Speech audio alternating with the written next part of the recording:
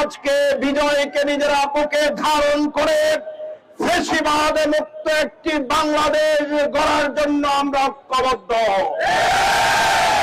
যেখানে স্বাধীনতার সার্বভৌমত্ব অক্ষুণ্ণ রাখার জন্য আমরা ঐক্যবদ্ধ হয়েছি, সেখানে কোন কালো শক্তি আমাদেরকে দাবিয়ে রাখতে পারবে না।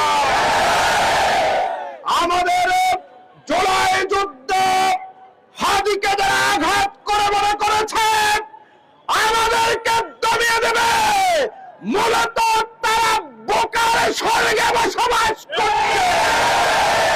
আরেকটি যদি আঘাত হয়, আঘাতের পাল্টা প্রতিঘাত হবে। এজন্য আমরা বলছি, হাদি আমাদের কাছে ফিরে আসবে, এখনো আমরা আল্লাহর কাছে ফরিয়াদ করে।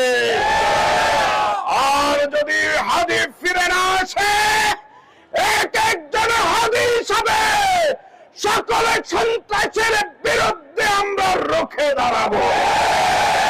প্রিয় বন্ধুরা আমার, নারায়ণগঞ্জের গণমানুষ ফ্যাসিবাদ খুনি বিরোধী ঐক্য আজকে বিজয় দিবসে শপথ গ্রহণ করেছে।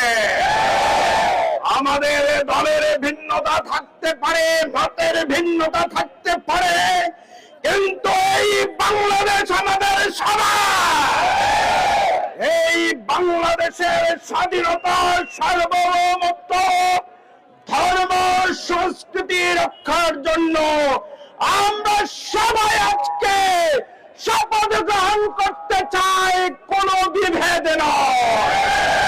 আমরা বাংলাদেশ চাই, যেই বাংলাদেশের স্লোগান হবে, চলো একসাথে গড়ি আগামীর বাংলাদেশ।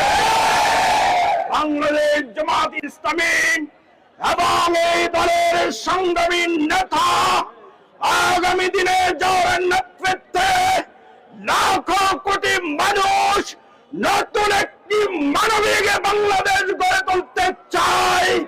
সেই ডাক্তার শফিকুর রহমানের সালাম, শুভেচ্ছা নারায়ণগঞ্জ বাসীকে